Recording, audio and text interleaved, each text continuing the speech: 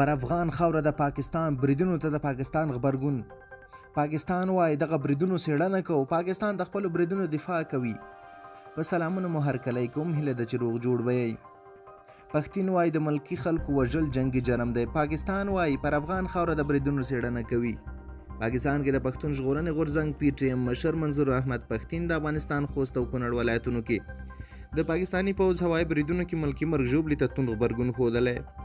پښتین پر خپل ټویټر لیکي چې جنګ کې د ښځو، ماشومانو او بې ګناه خلکو وژل جنګي جرم دی.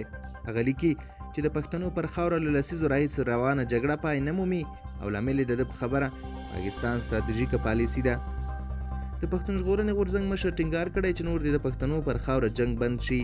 د پاکستان پوځ جنګي الوتکو د شنبې سهار وختي سهار کونړ او خوست په سیمو کې بریدونه وکړل چې لسګونه ملکي خلکو ته پکې مرګ ژوبله واوښته. رپورټونه وایي دغه بریدونو کې هغه وزیرستاني کډوال په نښه شوي چې شمالي وزیرستان کې له جنګ جګړو د پاکستان د پوځ د ضرب غضب عملیاتو له کبله د ډیورنډ کرښې دې خوا راکوچېدلي دي.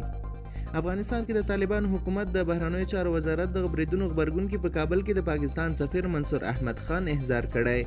همداراز د طالبانو حکومت ویان ذبیح الله مجاهد په ګواښونکې لهجه ولیکل چې پاکستان د افغانانو حوصله نه ازمایي، ځکه د ده په خبره دا ډول تېروتنو تکرار به ناوړې پایلې ولري.